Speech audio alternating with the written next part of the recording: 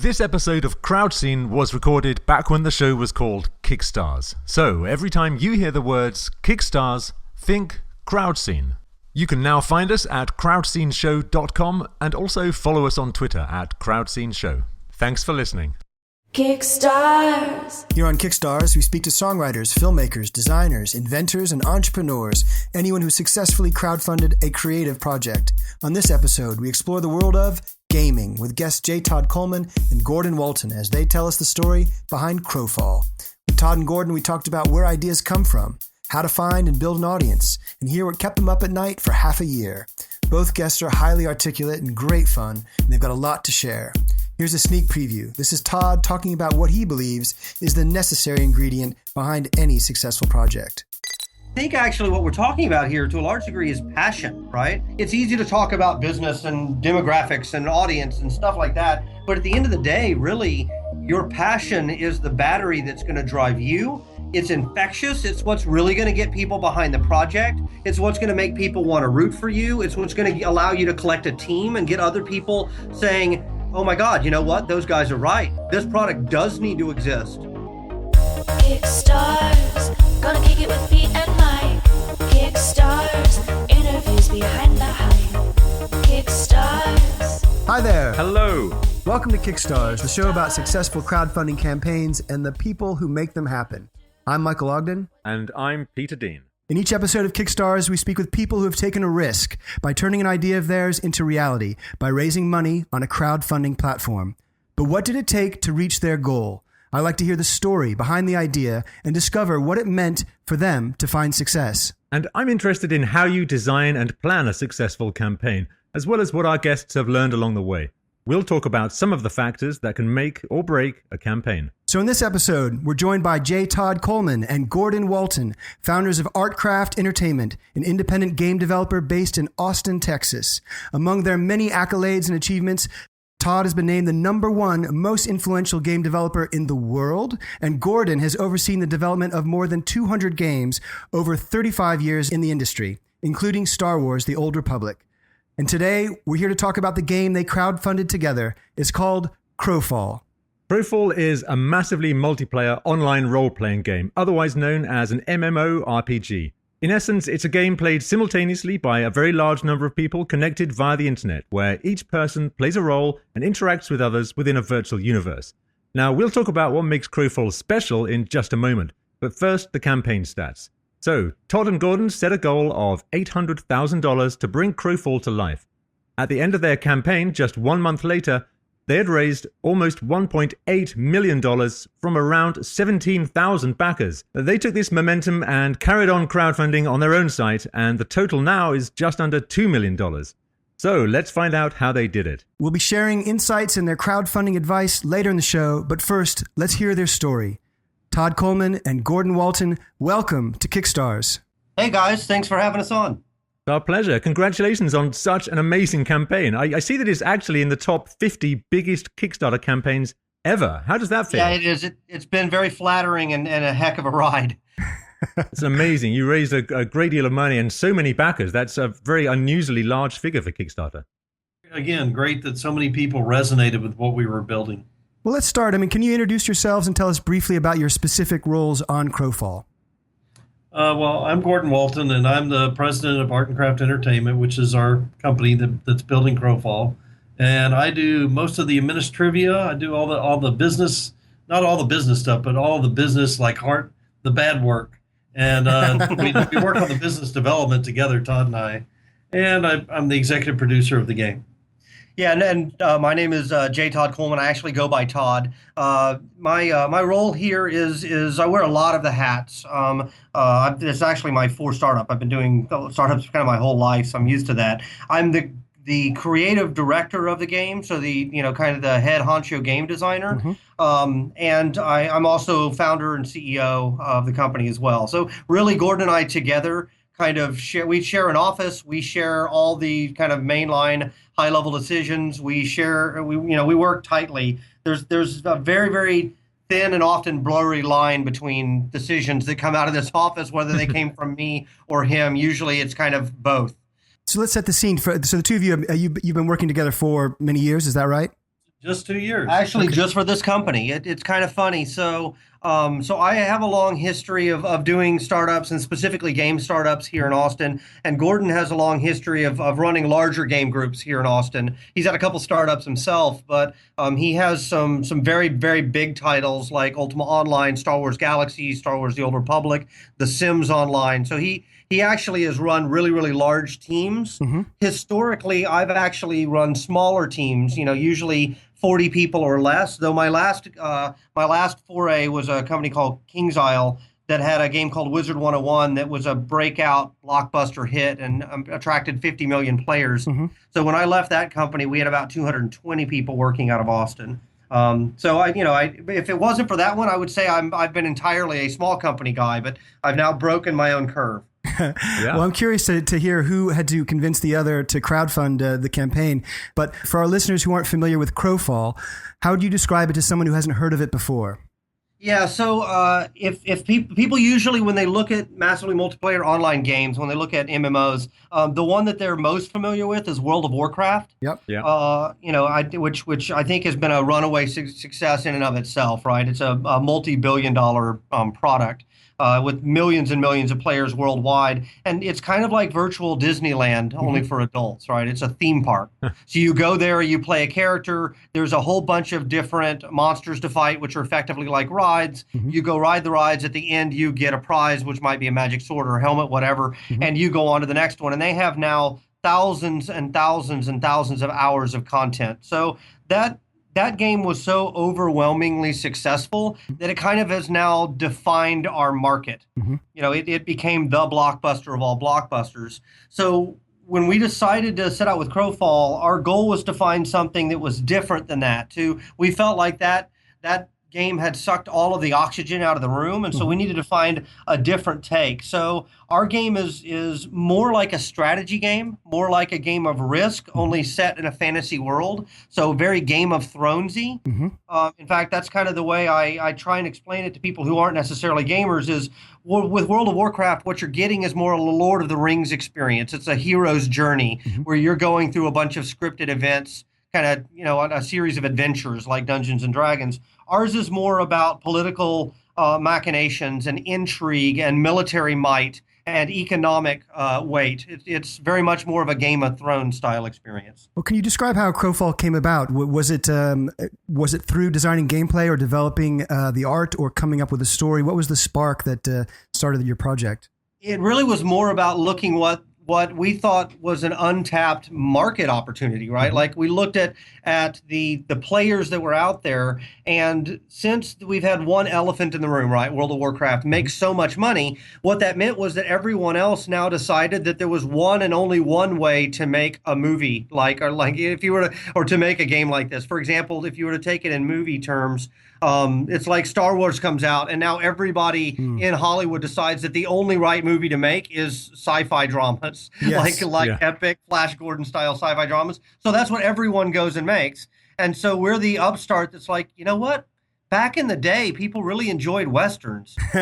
Maybe we could make a Western or a comedy. And so that's really, literally, that's where the genesis came from, was looking and saying, we feel like we're disenfranchised as players. Mm-hmm. Are there enough other people out there that would like to find something else to play? And if so, what would those people be attracted to? Okay, let's talk about the name. Who came up with Crowfall, and why did you choose it?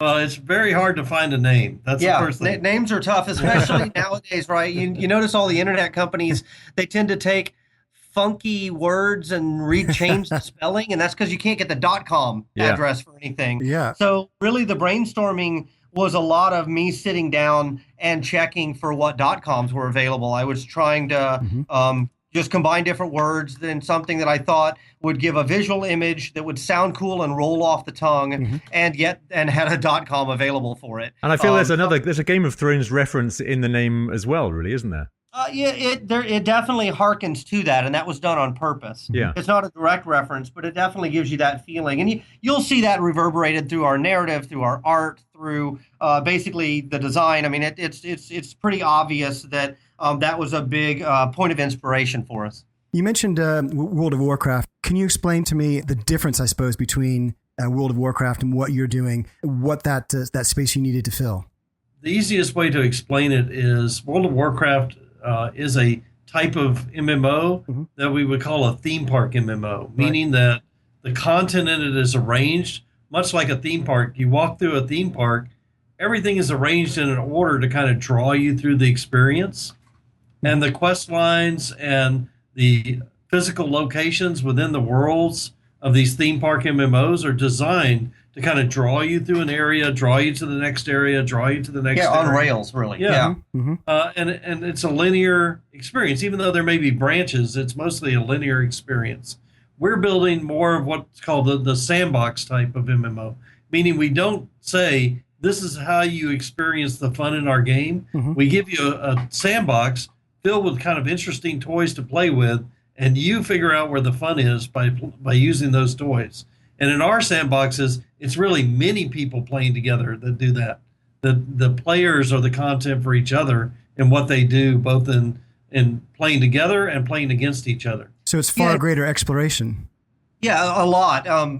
So if you look at that as a spectrum, right, you kind of look at it as how much, it's really a spectrum of how much freedom do you give the individual player to have control over their own game experience, right? On the one end, like World of Warcraft, it's very locked down. You're pretty much on rails. At the other end, it's a sandbox. There's really no goal. You're just kind of put in this world, and like Mad Max, you can run around and do whatever you want, right? It's chaos.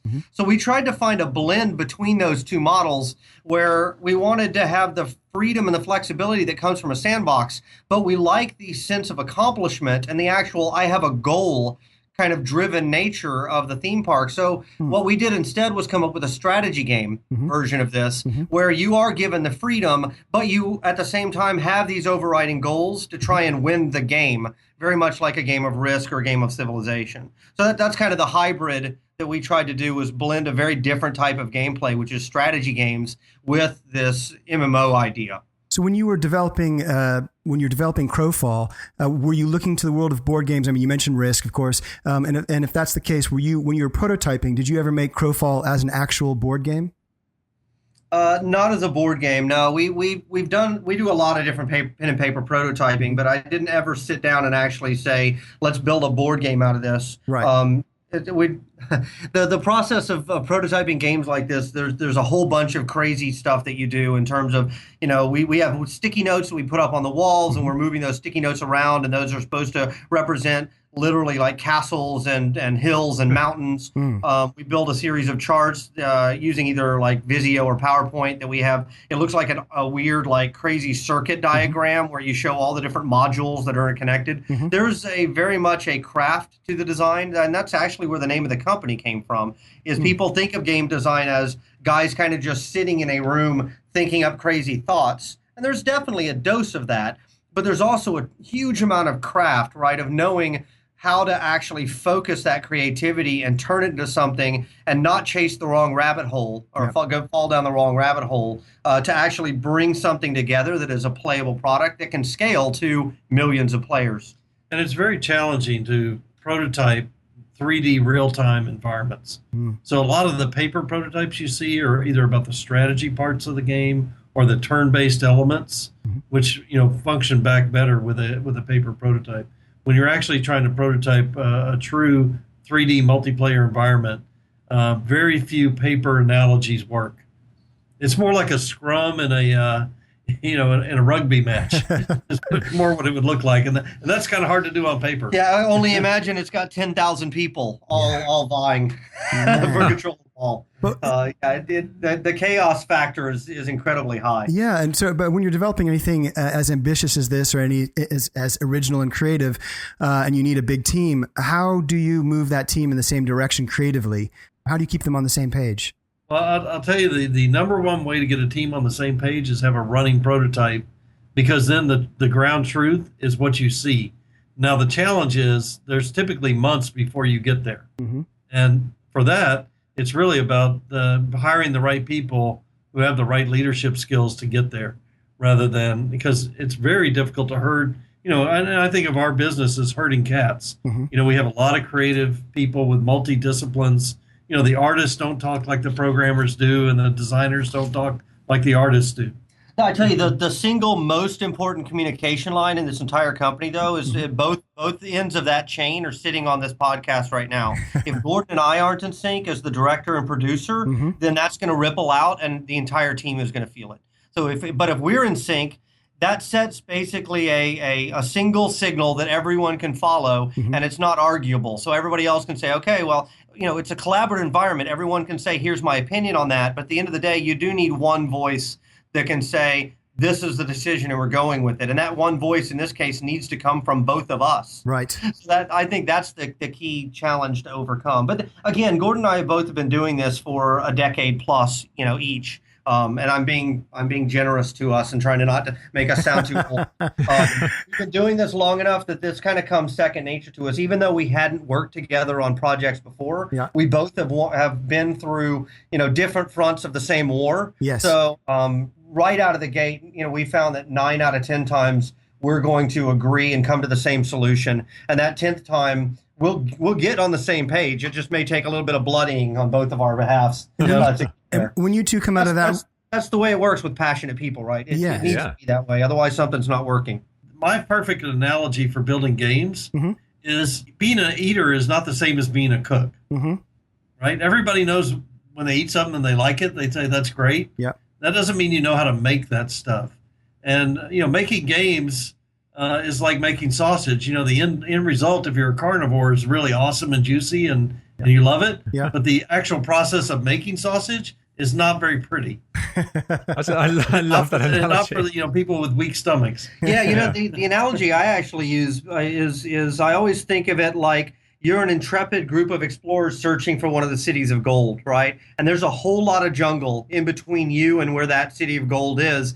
And you have an idea of where it might be, but there's no amount of planning that's going to tell you what you're going to hit in between here and there. At some point, you just have to get out the machetes and start cutting. You have, you might turn around a corner and find it, or you may turn a corner and find a ravine and say, oh crap, we have to go around. But the analogy holds, I think, pretty well, because the nature of games is that you're trying to capture a will-o-wisp. You're trying to capture something ephemeral, which is fun.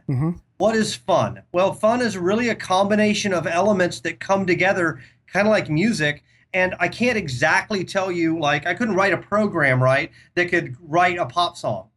But if you've done it enough, somebody's almost done that now. Maybe I don't know. Maybe I'll believe it when I see it. But it's.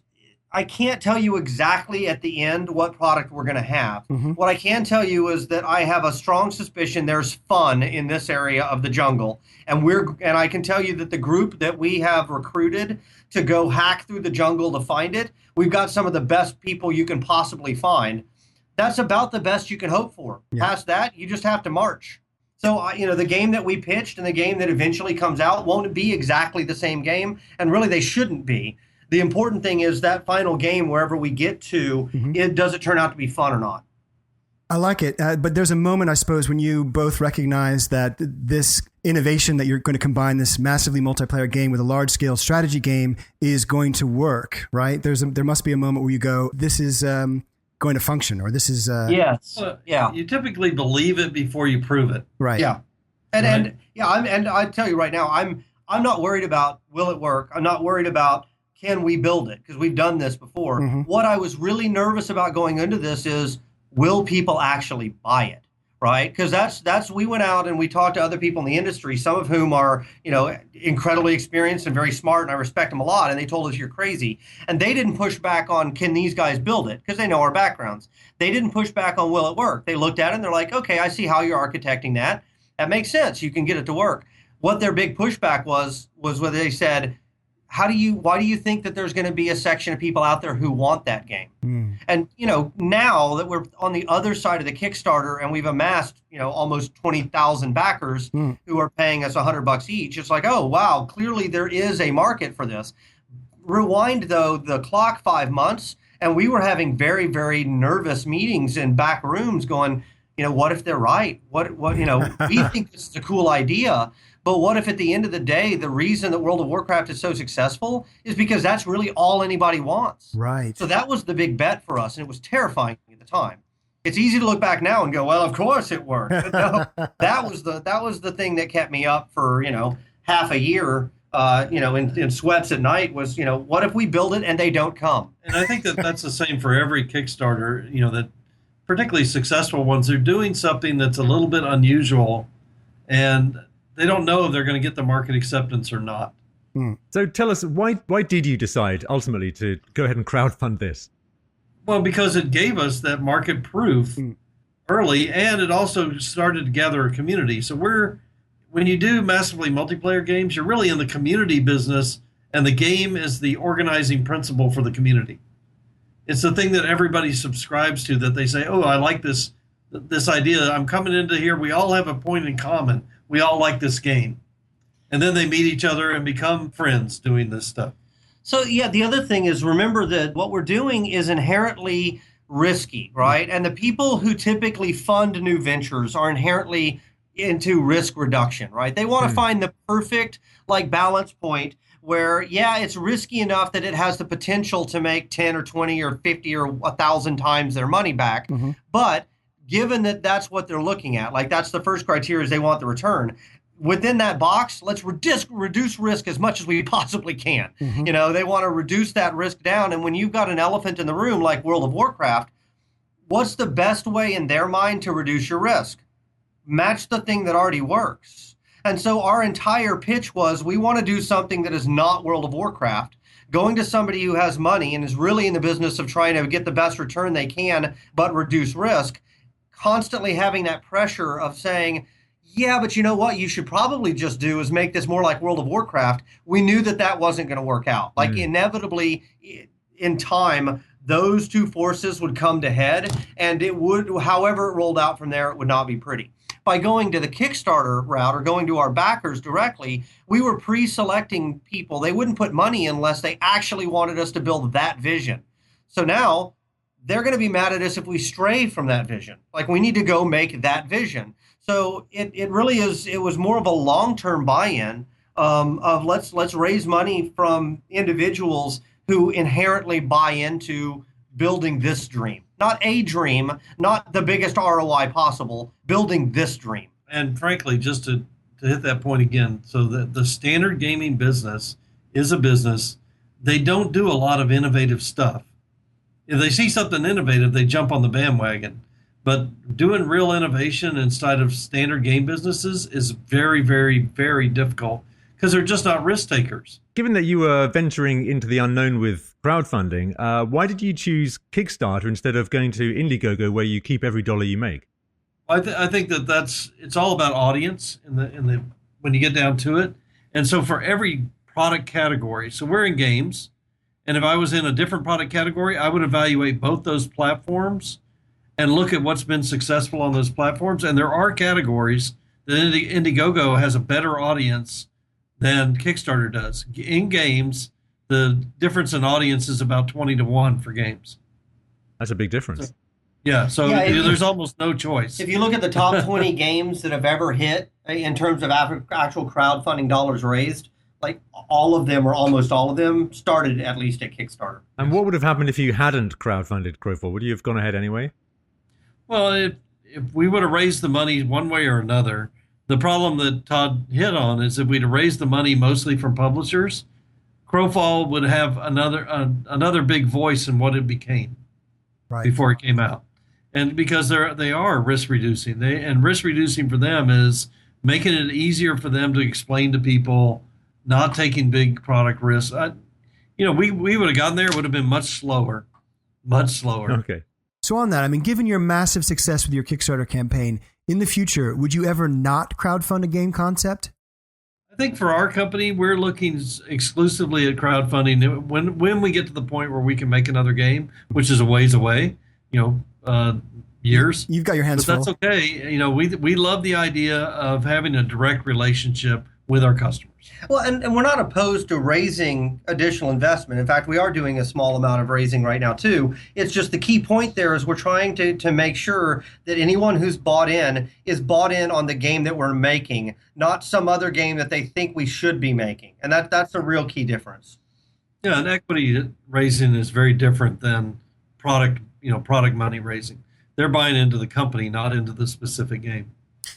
You two have built an enormous and dedicated fan base prior to going live with the campaign. Do you have any advice on how one builds and grows such an enormous community?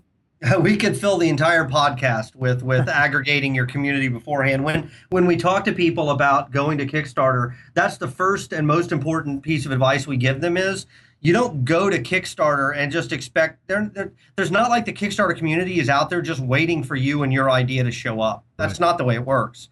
What happens is you have to bring your audience, and then once your audience gets there and your audience starts to make a noise, then the rest of the Kickstarter community goes, oh, what's going on over there? That's actually interesting. There's a lot of noise over there. And that's just a fundamental difference that people don't think about. So we actually went into Kickstarter with a goal in mind. Like we announced the product at the end of last year, and we knew that our timing was going to be about 60 days out. So we put together a very detailed and very strenuous on the team plan to aggregate our community going into Kickstarter because we thought without that, there's no way we could be successful. So what sort of things did you do to get that audience together? Well, for us, and so this is not a formula for everyone, right? Sure. So Okay. both Todd and I, while we're not, gigantic names in the game industry, the games we've worked on are things that people know. They may not know our names as much as they know the games we've worked on. So we basically started by saying, let's describe a problem that we've got that we're going to have the solution for. And we started with a manifesto that just said, we think that our market is broken for a particular kind of player because nobody's making something for them. And there was a little manifesto that had a little bit of insider, it was on a website that was a phrase that came from Todd's first game, which was Play to Crush for Shadowbane.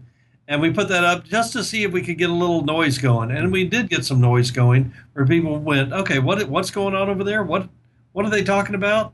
And we basically said, hey, if you sign up here, we're going to tell you more about what we're doing. And you're also going to be able to play our game when it comes into a beta test. So that's the way games work. People love to get into beta tests of games. So we started aggregating emails that way. At the first, so this was last year in December. And on January 6th, we announced the name of the game and started giving out information. And we played a game, and the game with the people who had come and signed up and continued to sign up was a game of rampant speculation. We told them, hey, we're going to drop little tidbits about what this game is for the next 60 days. And at the end of the 60 days, we're going to tell you the whole story. But you're going to be guessing along the way. And if you don't want to play that game, just go away and don't worry. At the end of 60 days, we'll tell you what the game is about. So you're building anticipation. Yeah, in fact, actually, internally, when we talked about it, we got a lot of creative people here. We said, let's treat this like the first season of Lost. So instead of actually just coming out and saying, hey, here's what we're actually building, let's build a basically what I call a mystery box campaign. What's inside the mystery box? Everybody come up and guess. Nobody knows what's inside, but when you see it, you're going to think, holy crap, that's crazy. Like that was the basic approach, right? Almost like a circus barker. We knew what was in the box actually was crazy, so that was cool, right? That helped. Because initially, the first people coming by were like, I know what's in the box. It's just another World of Warcraft, right? And so we knew in our pocket, hey, when they see what we've got, it actually is crazy. And we also knew that crazy thing would turn off as many, if not more people, than it would entice, right? So our goal at first was just to get as many eyeballs as we could, knowing that by the end, once we can literally on a daily or every other day basis, we were dropping hints and little peeks from different angles inside the box. And so over the course of that campaign, that became a game in and of itself, was the game of rampant speculation. People on the forums, on our forums, because that was the other thing we did, is we set up a place for people to chat about what might be inside the box. And so those individuals came by and they're like, I think what's inside the box is going to have big claws and big teeth because I heard it rattling around. And then somebody else would say, no. Remember last week they showed us something. It looked like a bit of fur. I think it's going to be furry. It's probably just a bear. And so, we basically, when we specifically watched what they were talking about and we teased out information, and sometimes a few of them were red herrings that would lead in wrong directions, or occasionally they came up with really interesting ideas. We're like, ooh, that's an interesting idea. We're going to include that in the box. That actually fits really great in the game design that we're building. So we basically turned our launch announcement over that 60-day window into a spectacle in and of itself. And at some point, I want to say about halfway through, we had a conversation where we said, hey, we don't want this to just be a total gimmick, where at the end, they're all like, our big what's inside the box is a sign that says, give us money. We were like, that sounds really crappy. So about halfway through, we came out and said, hey, guys, one thing we're going to go ahead and tell you now. At the end of this, we are going to ask you for money. If that really makes you mad, then bow out of the game right now, because we weren't trying to be sneaky. We were trying to have fun with our audience. Yeah. Well, they're a gaming audience, and of course, playing games with them is exactly on target. Again, this particular method may not work for every audience, but it was totally on target with the kind of people that we were interested in having as customers. Yeah, and it worked, right? We set up an initial goal. Gordon and I said, if we can't amass 20,000 email signups going into the Kickstarter, we're going to be really nervous, and we might have to, I don't know, we might have to freak out. I'm not sure what the might have to do was. We might have to blank. We didn't really have a backup plan. So the backup plan was just hustle and make sure we hit that number. And I think we had over 50,000 actually before leading into the Kickstarter. Into the Kickstarter campaign. Pretty close to 55 walking in. So in your case, though, you were drawing people to your forums. Many people who are going to Kickstarter in their pre-campaign have to go actively out and find their audience. I mean, did you do any of that, of having to go bring new people in? We did, but we wrapped it into the same mystery box campaign. Okay. So we knew that. So there are certain kind of celebrity game designers out there, right? People who they're not just their games are known, but they are individually known. And neither Gordon or I fall into that camp, I don't think. I mean, we are known by kind of the hardest core players. So, we definitely had an early advantage that we could reach out to those guys and they would say, oh, I like what these guys do, so I'm in. I'll at least look at what they've got to show. Beyond that, though, we created kind of targeted messages that we knew we could go plant within pre-existing, already aggregated communities. Like, for example, my first game that I ever worked on was a game called Shadowbane. I was creative director on that, and it was similar, right? It was more inspired by Braveheart and Game of Thrones, the books that nobody had ever heard of, than it was Game of Thrones, the TV show, because that didn't exist at the time. But we knew, okay, with those guys in particular, they're still out there. That game is long dead. It's not been around for a long time, but the players are still there. And if we can get to them with a message of, hey, you remember that game? It was really cool. Well, Todd was creative director of that. He's now working on a new game. Come check it out. We knew that message would resonate. We did the same thing with Ultima Online, which was another game community. We did the same thing with Star Wars Galaxies, which was another game community. We tried to target these messages with what was it about those games that we are doing that they'll say, oh, they're doing that. I really liked that. And then we would have a chance of getting picked up by those groups and spread virally, and then hopefully converted some number of those eyeballs into members of our fans of our own. So we are talking about the pre-launch phase. So before launch, because Todd and I, while we're not the big name guys, we are well known within the press and the industry. We were able to go do a press tour that then got lots of press dropped on our Kickstarter opening day. Yeah, we really aimed for that. And we asked, that's the other thing is we were absolutely shameless in calling in every single favor we could from everybody that we knew. Like literally, we were going through our personal contacts and sending out not form letters, but personalized letters to people saying, hey, do you remember that time I helped you with blah, blah, blah, blah, blah, blah, blah? I need a favor. And the favor is we would love you to come and actually, if you're interested in our game, to back us. If you're not interested in the game, the favor is show up day one and put $1 in. Right. Because by having $1 from you on day one, that increases our backer number. And our backer number is going to push us up the charts internally at Kickstarter to make them pay more attention to us as a project. So before you go live with your campaign, you're doing a few things. You're being shameless. You're contacting everybody that you possibly have ever met. You're contacting completely shameless. Yeah. You're contacting journalists, and you are actively trying to build your audience long before you press go. Right. Yeah, and I would say in a reverse order from what you just said. Number one was aggregate the audience. Number two was try and do whatever we can to get press reach. And then number three was rely on personal contacts. Not that we treated them not that we didn't hit every contact we could possibly think of personally. It's just if you looked at it as a percentage of time and energy spent, I think it was in that order. And I think that this is something that a lot of people who do crowdfunds miss, is that you have to kind of give up a lot of your pride if you really want to get the results that you want. Wow. And so, we're kind of getting up to the point where we actually did do the Kickstarter. And what Todd said is so true. Your first day momentum is everything to a Kickstarter campaign, or any crowdfunding campaign. You need to get on the chart right away. And what do those sites look for? They look at all these people who are backing this new thing on its first day. Maybe we should pay attention to it. If they pay attention to it and they promote it in their own little social media within the site, you can get a pickup audience then. The people who are, kind of congenital funders will look at the ones that show up on the tops of the charts. Now that they also those individuals will look to see how many things you've funded, right? Because they like it if you are also a member of that community. We were fortunate in that, while I've backed half a dozen things or a dozen, Gordon had backed like 80 or some crazy number. Go Gordon. Not because he was ever gearing to do a Kickstarter, just because he's one of those guys. He likes to see creative projects get off the ground that might not have had a chance otherwise. And so we had a number of people actually who sent us a note that said, hey, the game isn't for me, but I just noticed that you guys are serious, like you're not goofing around. You really participate in the Kickstarter community, and we respect that, so we're in. And so that was really cool, right? That is very cool. And in the end, about 26% of our total money and audience came from Kickstarter. Yeah, so from the Kickstarter, think of it as a plus up, right? It made our number bigger, because we managed to hit those criteria. But we wouldn't, if we hadn't brought the other 73%, we wouldn't have gotten that.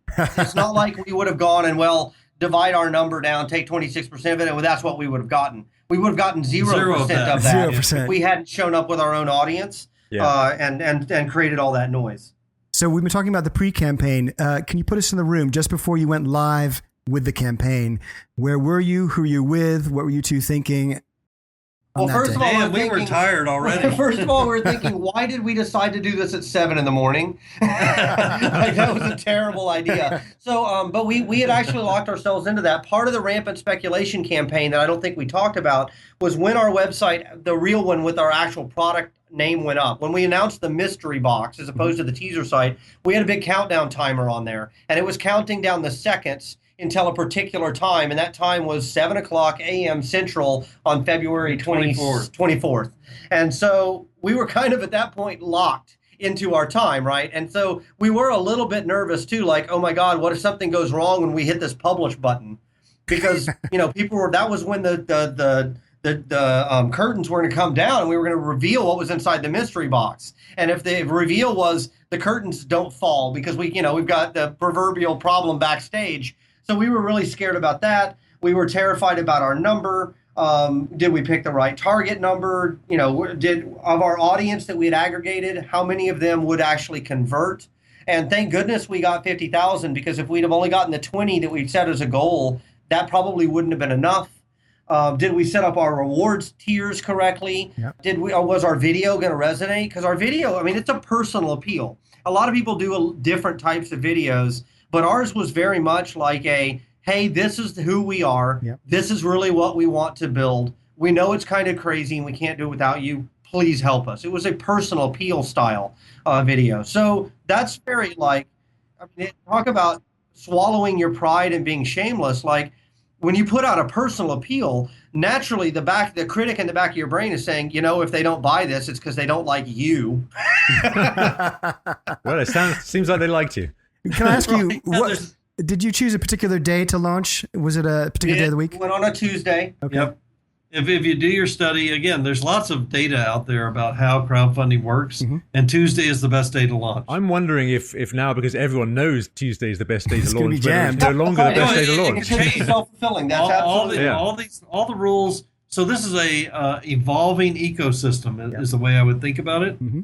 It's constantly changing, so you can't just take the rules from 2 years ago and use them. Right. If we'd have launched a Kickstarter that looked like the successful games of 2 years before, we would have failed miserably. Oh, that was another thing. Yeah, so we did a tremendous amount of research, right? We were on Kick Tracks constantly comparing the curves, looking at lifetime values, which is basically like average pledge amount. Like, what do we think? That's a game industry term. Actually, it's probably just a generic web traffic term, but it's like, what's the average pledge amount that we think we can get? how many people can we get in and how many of them will convert, meaning how many of them will watch our video and then coming out of the video make a decision to back us and what that is. Because, if you take that overall reach, multiply it times your conversion rate, how many people actually decide to back you, and then take that average, that final number had better be above your target or you failed. So, we did a tremendous amount of research going into it, trying to figure out, exactly what is the right number and how are we going to make this thing work. But there was a drought going on with game industry, with game projects on Kickstarter, because 2012 and 13 was really like a glorious time for games. Like if you looked at the top 20 games, 18 of them had hit in 2012, 2013. And then where we eventually ended up, our number, no one in the game space had hit that number in the previous calendar year.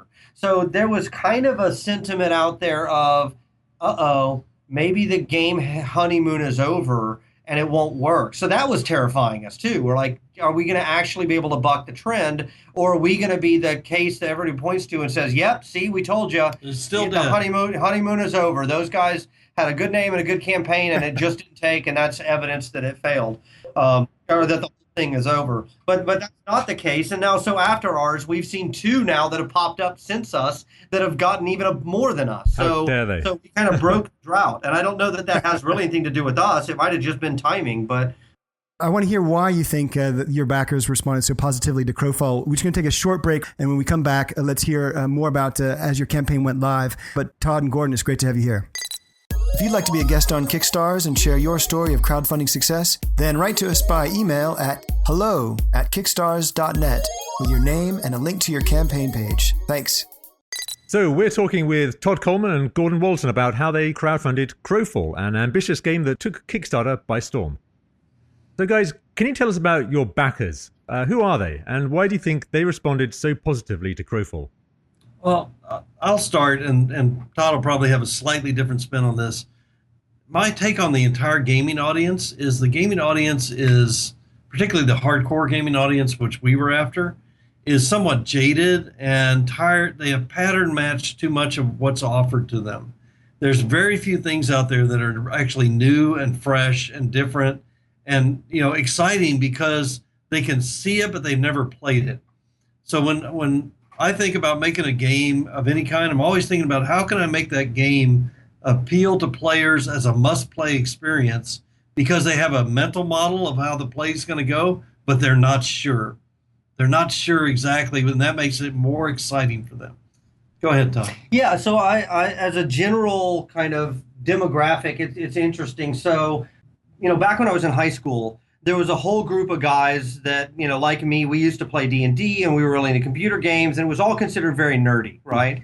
Like so we didn't really, outside of our social groups, you didn't go around talking about how you were into computer games or D&D or whatever. Right. So now fast forward, 15, 20 years, and those guys now are all older and they're professional and they're very comfortable. They no longer care, right? Mm-hmm. If somebody thinks that their hobby is nerdy, they could really, we just don't give a crap. Like, it doesn't matter what other people think. I like it. It's my thing.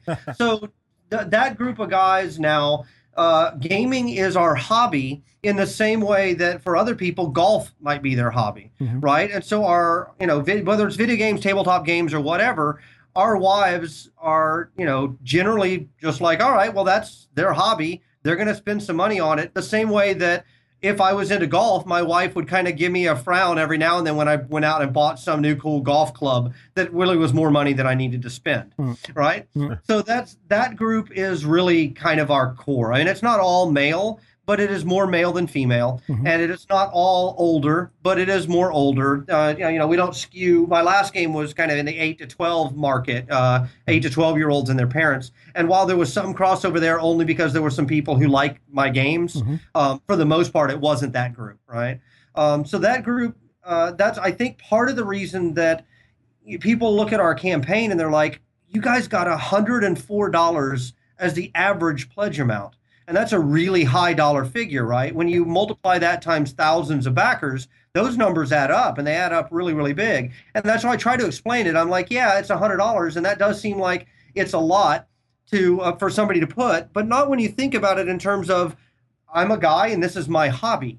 And if I want to go spend $100 on my hobby, I work for a reason. And part of the reason that I work is I like to spend some of that money to enjoy myself. But you had kind of put it in perspective, You had a number of backers who went to the highest reward possible on Kickstarter, which is 10 and they're grand. my favorite people in the world. Well, you had 15 people who pledged $10,000 each. That's an amazing number. Have you bought them a beer? Not yet, but that's part of their reward. Yeah, yes, part of their reward. Yeah, they a happy hour with the team. Actually, we'll buy them a drink anytime they come to town. Really. Yeah, that's an interesting group, and that's almost a different mindset, right? Those are people who clearly have the resources, and they were bought in more than just on the level of I want to play this game. They were bought into the level of saying I want to be in a universe where this game gets made, and they recognize that. Fundamentally, if it doesn't come from this kind of a vector from guys like us, it's just not going to happen. I mean, if it was, it would have happened sometime in the last 10 years, and it hasn't. So, are those guys in the gaming industry, or are they in completely different walks of life? Almost none of them are actually in the gaming industry. Yeah. Most of them are just super fans who actually understand gaming well enough to understand just how crazy what we were doing was, and they wanted to back the idea of the game as much as getting it for themselves. I'd say that having talked to a few of them, these are people who could have been amazing game designers in their own right if they hadn't decided to do something else. And I think that might be part of it, is I think that, if I was a guy who's coming out, going to college and I'm thinking, all right, well, I'm going to have to make a life for myself and a career. Man, game design, that sounds really cool, but I'm not that crazy. I'm going to go be an attorney. I think that there's a little bit of a feeling of what was the path not traveled, right? Yeah. Because I've talked to them and their game instincts are top notch and they're incredibly smart, right? Or they wouldn't be in the position where they're putting that kind of money in. So they could have actually done it. I think this is a way for them to go, you know what? I didn't take that path. I certainly don't regret it. But part of me is always going to wonder what might have been. This is kind of a way to get a taste, And wanting to see you both succeed. Yeah, exactly. They get to be a part of the process as well, right? They'll have access to be able to send us emails to say, hey, why'd you make this game decision? What do you think about this design idea? Which is actually quite cool because it means we picked up a handful of design advisors, and rather than having to pay them, they're paying us to help make the game a reality. So it's kind of, from that standpoint, a dream scenario. Well, so you guys blew past your goal. You raised nearly $2 million. The $800,000 that was your goal. How did you both arrive at that figure? That was a sweat and bullets kind of thing. That was because of Kickstarter's all or nothing policy, right? You have to choose to make an offering that you can actually build for how much money you're saying, and you think you can achieve it too. And so we knew we were going to be somewhere between 500,000 and $1 million. And we were sitting on there our target. On our target. Yeah. And so we were kind of moving how much game we were offering as our core module around all the way up until the week before Kickstarter. Yeah, so that was one challenge. We knew that the entire vision of the game that we wanted to build was just out of if we'd actually set the target there, it would have been so high, we were very likely to not hit it. Because if you set this giant number, a lot of people will look at it and be like, oh, they're never going to hit that number. So it's self-fulfilling prophecy. So I'm not going to put any money in. And as a result, you don't hit the number.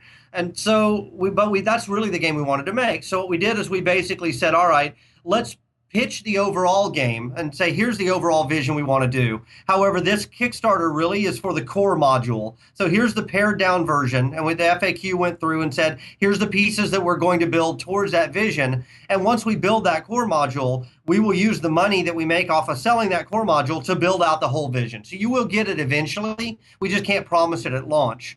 And then, of course, we kind of hoped, and we had all our stretch goals arranged on a whiteboard, and we hoped that we would get past that and we'd be able to start drawing things that weren't core, quote unquote, but that we really wanted to do and start offering them as stretch goals so that we could eventually hit that whole vision. And we actually will hit everything that we talked about on the site in crowdfunding dollars here. It's coming right around the corner, actually. Yeah, it'll be around a month or two. The last piece that we said we were going to do in the Kickstarter, that we wanted to do in the Kickstarter, but said we couldn't yet afford, we'll hit that on our own website here, probably, I'd say, in the next 30 days. 30 to 45 days, yeah. So you're on track. Yeah. And then after that, I'd love to be able to then spend some of that money, assuming that it keeps coming in, knock on wood, thank you, backers. I'd like to spend some of that money just solidifying the base, right? Just making things a little bit more solid, doubling down on testing and stuff like that. But the way these things work, I'm sure we'll come up with new stretch goals. When you say core module, what does that mean? Yeah, so we basically said, here's the full list of features and the full vision of what we want to do. Here's 20% of that really gives you a full game experience, but doesn't have all of the features. Got it. So our initial target, we said, is going to be for that core module, and then we're going to grow the game into the other features over time. So tell us, guys, what would you say was the best day of your campaign? The first day, because that's when we knew we were going to take. We had enough momentum going. I mean, really, if you look at the charts and you do your research, you can tell based on that first day number how painful it's going to be. And sometimes it's like you can tell, well, it's just not going to take. Sometimes you can tell, wow, this is going to be close and it's going to be a nail biter right at the end, which is almost worse. It's not, but it's almost worse. Or you can tell day one, like, we've got the momentum. We're clearly going to hit the number. Now let's talk about how we're going to try and maximize and really make this thing shine. And we knew by the end of that first day that we were there. So how much did you raise on the first day? I'm looking at it right now, just to be sure. It was $456,000. Well, that certainly is momentum, isn't it, for the first day? That's impressive. Yeah. A target of 8. So that right there, what do you say the percentages that you need to hit? Basically, the research for our particular kind of thing for games, if you don't make 25% of your total in the first 3 days, you probably won't ever make it. If you make 40% of your total in the first 3 days, you're definitely going to make it. We made 40% of our total in the first day. So we were pretty sure we were going to make it unless some crazy thing happened. Yeah, over 50%. So the first day was pretty awesome. Did you two have a backup plan B of like, okay, if we're not making it, then this is how we're going to G up the support? I think we were going to run in circles and scream and shout for a little bit first. maybe light ourselves on fire. I hate to say it, but we really didn't. Like, we talked about it, and we're like, okay, so if this doesn't take, and then, all those plan Bs looked pretty bleak. In fact, I remember we had one of our early advisors send a note that said, "Hey guys, I've looked at your financials, and it seems to me that if you guys don't pull this off, you're kind of screwed." And Gordon's response was, "Yep." Well, I tend to be terse sometimes. Yeah, but he wasn't going to beat around the bush. We knew we were all in. Did anything surprise you during the campaign? Lots of things surprised us. Anything crazy happen? Well, we made some mistakes, no question about that. I mean, that's the other thing. I almost wish that we could have run a small campaign for something small first, just to go through the process.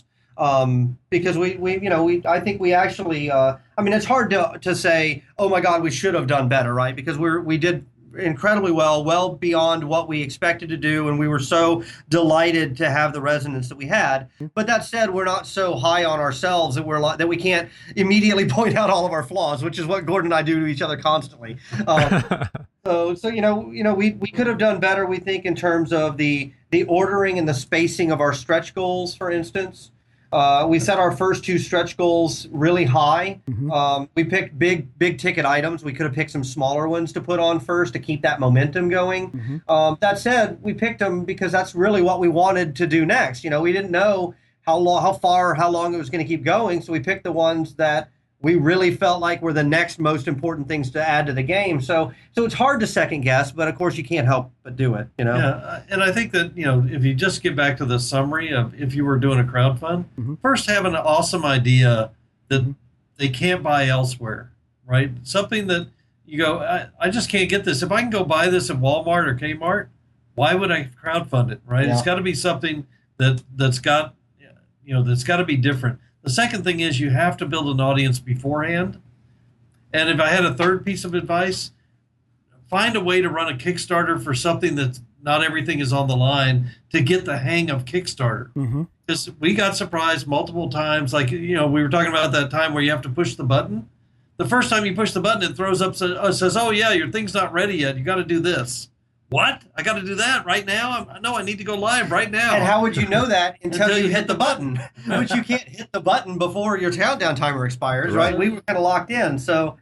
And there's another half dozen things like that about Kickstarter that even if you do a ton of research, you're not going to know. You haven't ridden the bicycle, right? You've read stories about riding a bicycle. You might have even seen a film of riding a bicycle, but you've never ridden a bicycle. So doing a Kickstarter is like riding a bicycle. It's so much better if you do it once before you go on the long road trip that really matters to you. And do you think you two would agree on what the toughest day of the campaign was? Oh boy, toughest day. So the toughest day for me is probably at least the initial part of the day, maybe the same answer, right? Because waking up that morning, and I say waking up, I probably should put in quotes because I'm sure I didn't get any sleep the night before. You don't know what you're walking into, and you know that all or nothing nature of it. It adds to the spectacle, right? Which is helpful because everybody wants to see. Either you soar into the atmosphere or you explode on trying to launch off the runway, and so that makes it interesting to watch. But holy crap, it is a very scary time, right? Yeah, and I think the second most bad part is every campaign, if you go and look at not Kickstarter but Kicktracks, which is kind of the stats on Kickstarters, almost all campaigns have a trough, a slow time in between the beginning and the end. And I think that the second half of our trough was very, very challenging for us because you aren't seeing the same number of people come in every day. Your number hardly ticks up at all, and you're just going, oh my, is this going to end this way? Even though you look at every campaign and it always goes up at the end, you worry about what if ours doesn't go up at the end. Which makes no sense. But when you're in there, if you guys had been in there on day 23, you'd be sitting here with us going, oh my God, what if it doesn't tick up at the end? Is it going to tick up at the end? So do you do more updates at that point? Do you think that's one way to G it up? Well, updates are like any community management thing. There's a flow that you need to get into where you don't overexpose your product and you don't underexpose it. So you really have to have something worth talking about is the challenge, right? Every time you do one, it better be something that's worth talking about and worth hearing about. So, and that changes from product to product, of course. So earlier in the show, you were talking about Crowfall as a business, but actually how personal has this project become now? What does Crowfall mean to each of you? Well, when we say we're all in, we're all in. We started the company with our own money, right, to get it up and running. But you're also, you're putting your name out on the line. Like if this hadn't taken, we couldn't turn around and very easily pitch the game to other investors or publishers because now they would point to the Kickstarter and be like, why would I fund that? Clearly it's not viable in the market. Nobody wanted it. Right, so you're all that work would have been gone and lost, and then you've also now you've taken a personal hit credibility-wise as well. Or at least your assumption is that you have. In actuality, we're probably not that important, and most people out there would not have ever heard or cared. But in our own minds, right, that would be forever walking around. We'd be like, people be looking at us going, I can't believe you tried that Kickstarter. It was horrible. I don't know why. It's absolutely not the case. Nobody thinks that way, but it sure feels like it when you're putting your own name and face out there and making your personal appeal. And we are in a creative business. So when you're in a creative business, you're putting more into it than showing up at 8 and leaving at 5, right? It's a passion. If you didn't have a passion, you wouldn't be doing this stuff. And I think, when we were talking about the high-level backers, they have that same passion. They directed that passion to other careers, right? We took our passion into this career. We're a little bit crazy, and so we have to do this, right? One way or another, we have to be doing this. Yeah, let me just say on that, because I may have made it not sound that way, is Crowfall, it's absolutely true that that when we went looking from as businessmen, when we went looking and said, what game should we do first? Crowfall was the right play. But beyond the business reasons, personally, I had to make this game. This is a game that it wasn't Crowfall, but the ideas behind it have basically been haunting me since my very first game, where I made a run for let's blend some elements of a strategy game with some elements of an MMO, and the game it could have been amazing, but it wasn't. It had technical issues. The hardware really wasn't where it needed to be to support the kind of infrastructure operationally to handle the kind of player load. To me, there's a great white whale out there that I knew at some point in my life I had to go after again. And by the way, I do say that knowing how that turned out. But there was more to it than just from a business standpoint. Why did you go after this? For me, this was a game that I had to get out of my system. I had to go and make it. For Gordon, I don't know why he felt the need to jump on board. He's crazier than I am, because if he didn't have that need, I don't know what he was thinking. No, it's a conditioned response. So I think this is my 38th year of making games, and I really don't know how to do anything else. But really, now I make game teams more than I make games. I'm creating the environment for them to do really awesome stuff. That's what turns me on. And the game also, though, this is a game that harkens back to early MMO play. And when I started working on MMOs, I'd already been making games for 17 years.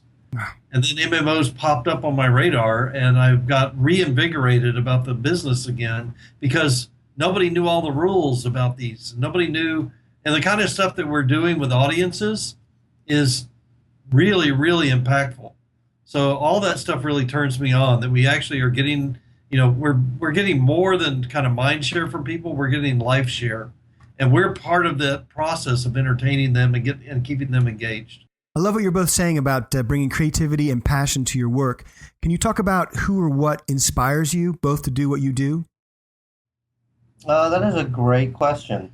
I mean, I just think I'm motivated. I don't know that I don't think I'm externally motivated. I think I'm internally motivated. Yeah, I think I am too. I mean, I have a need to build things. There's no question about that, right? And that kind of comes out in all sorts of ways. It comes out in creating product. It comes out in writing. It comes out in creating characters and interesting design, working with artists. And so I no question I have a builder mentality. But I don't know that I can point to any one person and say, and this is the reason, right? So you're inspired by your teams, but when you think about your heroes, they are a mix of inventors or... When I think of heroes, I think of people who made reality different, right? They didn't accept reality, they changed reality. So for me, it's about how do we, and that's what the act of creation is. The act of creation is saying, I've got this idea, I'm going to manifest it in the world. Yeah. And I'm driven to do that. Yeah, and I refuse to accept that it's not real, and that is going to come out in anything that gets in my way between it existing and it not existing. Had better get out of it my way very quickly, or I'm going to make it not in my way anymore, right? And I think actually what we're talking about here to a large degree is passion, right?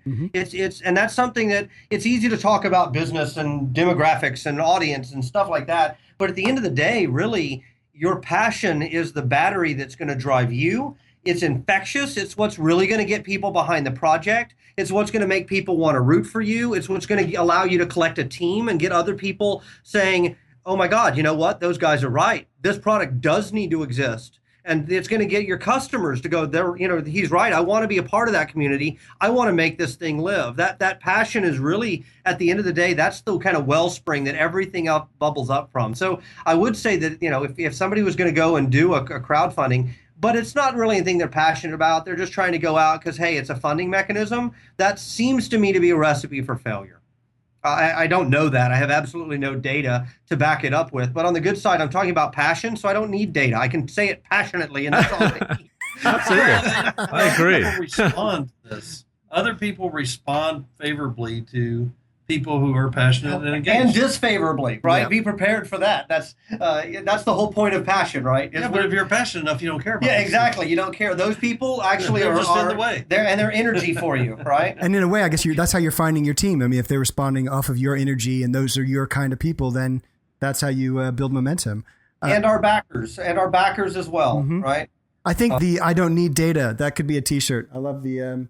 I can say it passionately. Yeah. I don't need data. Let me just buy the .com. Hang on.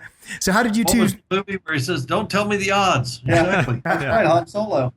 So how did you two celebrate the end of your campaign? We actually haven't much. Well, we right? had a little party. We had a little party for the team, but really, it doesn't stop, right? It just gets more intense afterwards. And that's the funny, you got so much to do. Yeah, that's the funny thing about me and Gordon both is we really we probably have to be reminded to slow down and celebrate, because to us, our immediate thought is, all right, well, now we've got a real problem on our hands. We got to go build this damn thing, right? So we're already on to thinking about the next problem. I don't even think we waited till the Kickstarter was over before we shifted into, now we've got the real war, right? mode. But that's what keeps us going. So it probably is hard on other people around us. We did have a party for the team. Had a We party. did. We did have a party, but it wasn't it wasn't a like massive. Let's pull out all the stops like Drunken Fest or anything like that. Yeah. It was almost, and to be honest, everybody was so tired at the time too from getting off the adrenaline high, the Kickstarter, that it was like, all right, we didn't die. Well done, we're still alive. Let's get some sleep. Yeah. They like us. They really like us. Yeah. So your Kickstarter page says that you'll be delivering the game at the very end of next year. So that's about 20 months after the campaign finished. What kind of challenges would you say lie ahead for you? Oh, immense ones, but it's typical game development. The nice thing about what we're doing, though, is we're delivering the game in modules, so there's going to be playable pieces all along the way, starting at the end of the summer. So the backers are going to see our progress directly, and the nice thing about the game is we can do it in chunks and actually expose it. So a lot of games are a lot easier to do, where you get them all together at one time at the very end, and then put it all together, and it either works or it doesn't. And our game design is set up to avoid a lot of that, which is nice. We're kind of looking at that a little differently too. A lot of times, I think you see campaigns where the creators say, "Hey, thanks for the money. I'll let you know when I'm going to ship your stuff," and you don't hear from them again until something either does ship or it explodes or whatever. Right? Yeah. We're not doing anything of the sort. Like, we are still constantly engaged. We look at it as like our backers, part of what they paid for was being on the inside of watching this baby get born. And that's a messy, gross process at times, because it means we're also going to have to be comfortable with them seeing us make big mistakes. Like, oh, crap, we thought this was a good idea. It sounded great in a meeting. It looked great on the whiteboard. We put it in the game, and it's not fun. It's the opposite of fun. It's frustrating or annoying or whatever. And so we just had to make a decision early on. Hey, they're in for it. That's what they signed up for. They're comfortable with it. If they don't want to pay attention, they don't have to. They can always just wait until we ship it.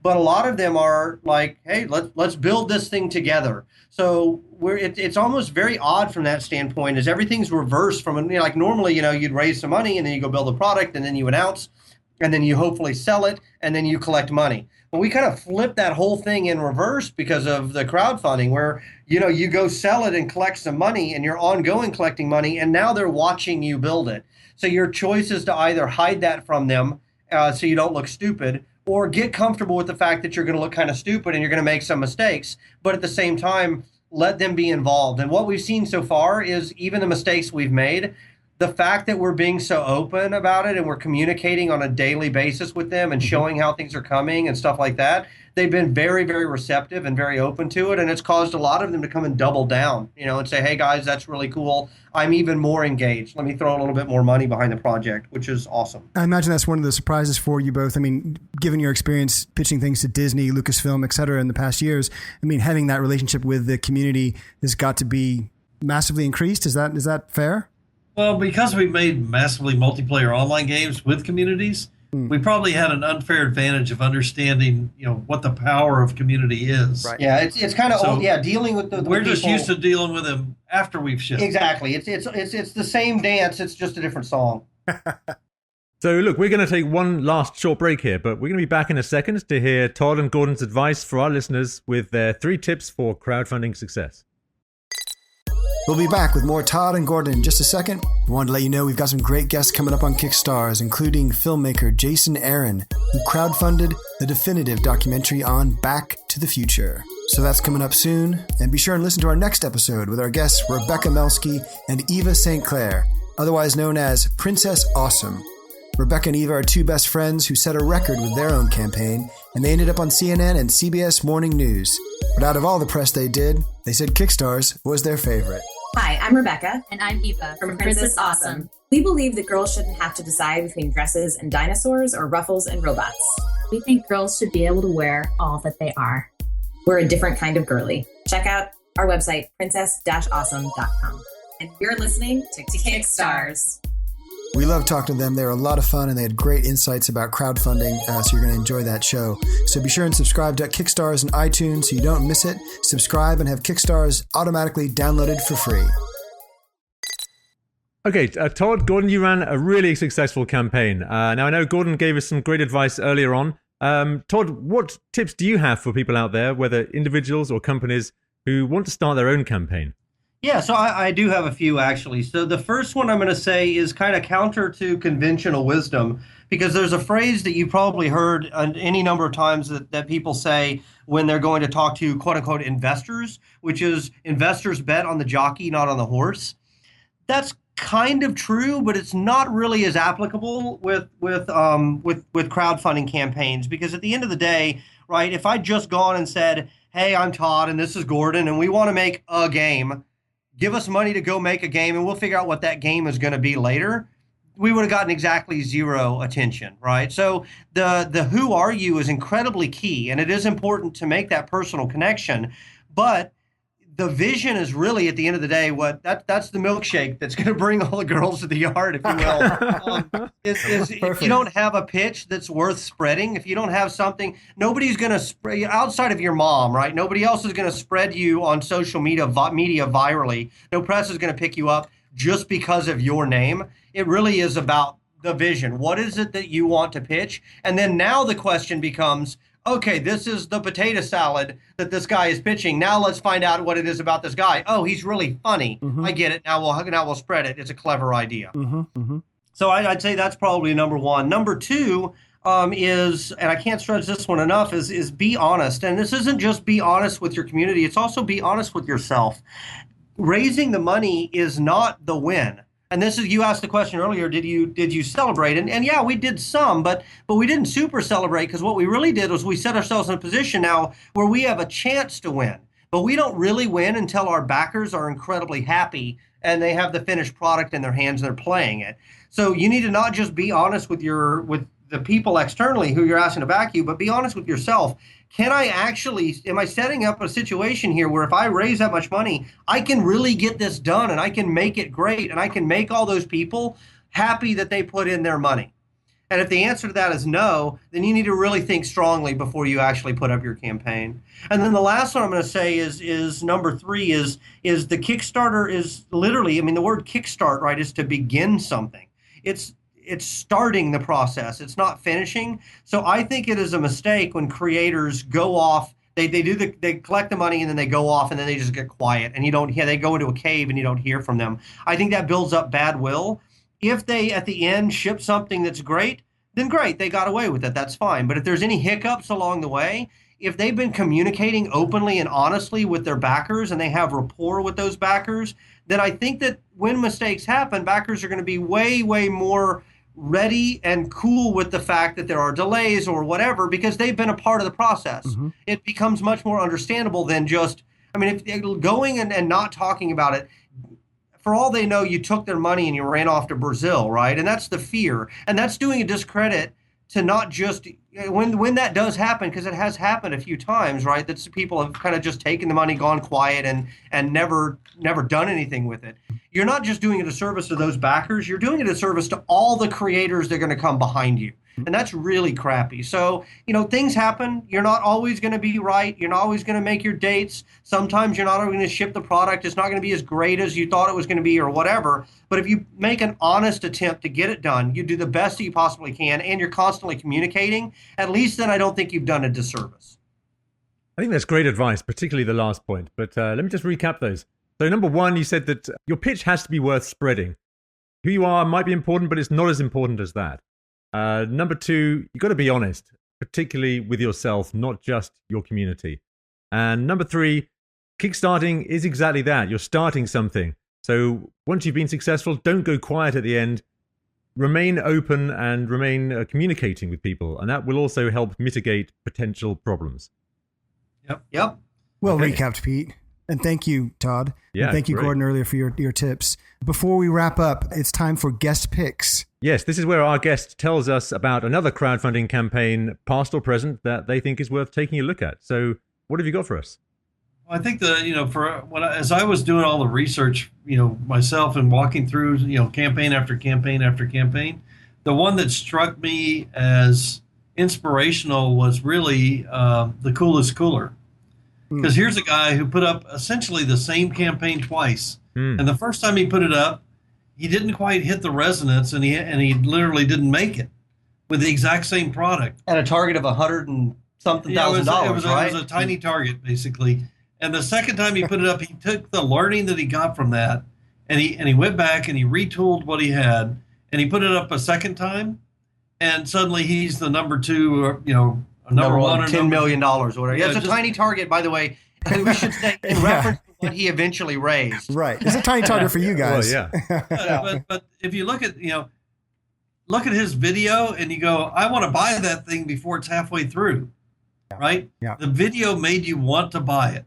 Yeah. And I thought it was brilliant. I thought the campaign was a brilliant campaign. Now there's dozens of other great campaigns that you can find on Kickstarter, and not all of them are the ones that made the big money. But there's lots of interesting. Again, being in that community and understanding what kind of resonates is really helpful if you're going to do your own. You both spend a lot of time on your video. You must have. I mean, it comes off really, really well. We did. We recut it 1 billion times.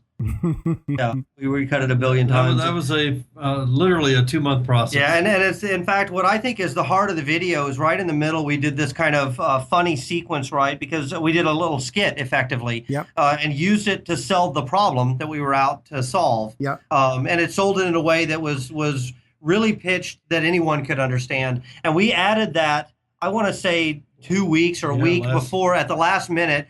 We had this idea to do it. So that was shot with employees and friends at my parents' house in Austin. Like we just, in the middle of the day, I said, you know what? I have an idea. I tell this story whenever I'm explaining to people over a beer what our game is about.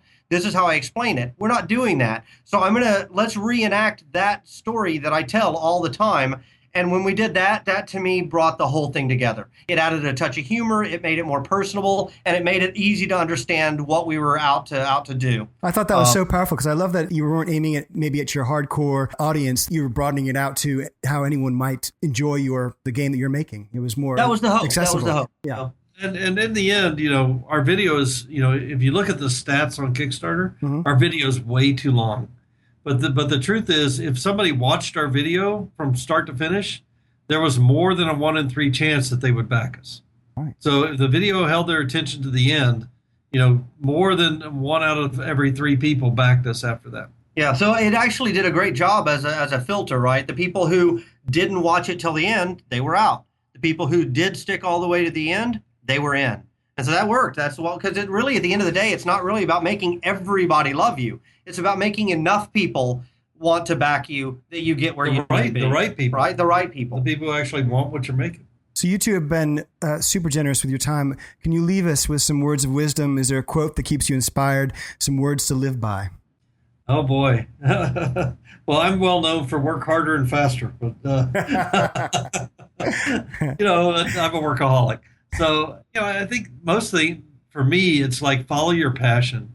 Mm-hmm. If you're following your passion, you can rarely go wrong, particularly when you're trying to build things.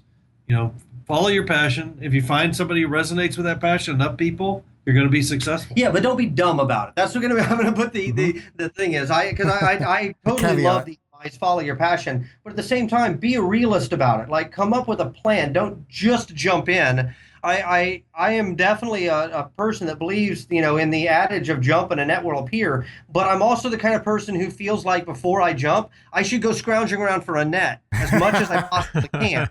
I am an idealist and a realist kind of mixed into one when it comes to that stuff. Follow your passion, but don't be dumb. Yeah. There's the other quote, like all progress depends on unreasonable people. Right? Okay. You have great. to be unreasonable to make progress, to do something new. Thank you, Todd and Gordon. It's been so cool having you on the show. People like you are the reason why we do Kickstars. It's been a pleasure. Thank you very much for sharing your advice, but also sharing your story.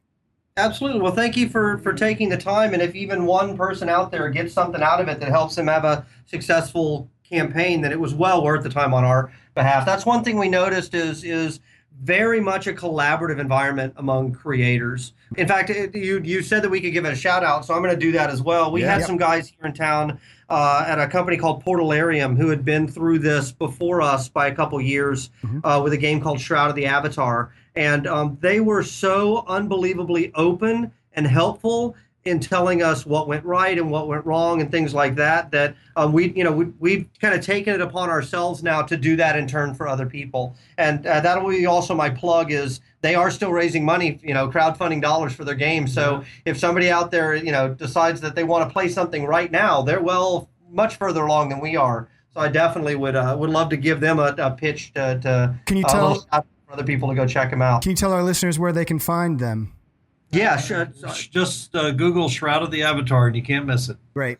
Shroud of the Avatar. My shout out would be to Brian Fargo at In Exile, which is INXILE. They are a big crowdfunding game firm. They again an early success in that, doing Wasteland 2 and Tides of Torment, I can't remember the last name.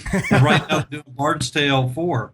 Brian gave of his time generously to us. He critiqued our film. He helped us with our page. He backs literally hundreds of other game makers himself. And just, again, the community of people on Kickstarter who are creators is just fabulous. People are very helpful. They share audiences with each other. It's very unusual. It's not like the hyper-competitive commercial world that we're used to. So that's Brian, can you say his last name? Fargo, Fargo. And where can people go online to find more about Crowfall? Crowfall.com. Yep. CROWFALL, crowfall.com.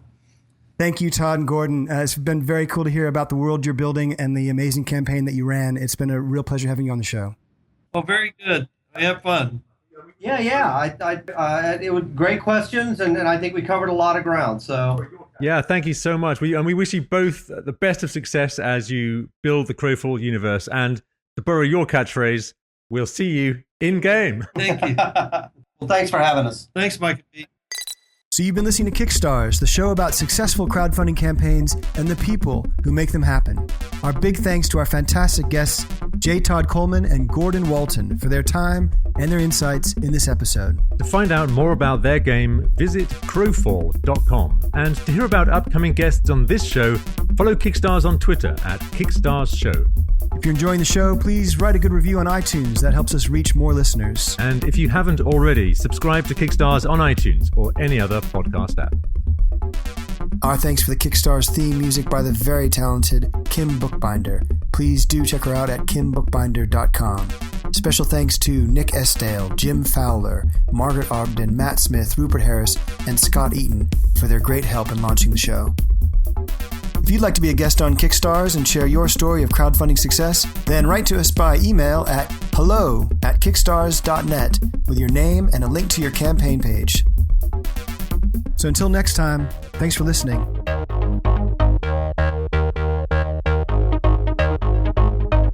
Kickstars, gonna kick it with Pete and Mike. Kickstars, interviews behind the hype. Kickstars, Kickstars. What do you do? What do you say to make crowdfunding go your way? Kickstars, Kickstars.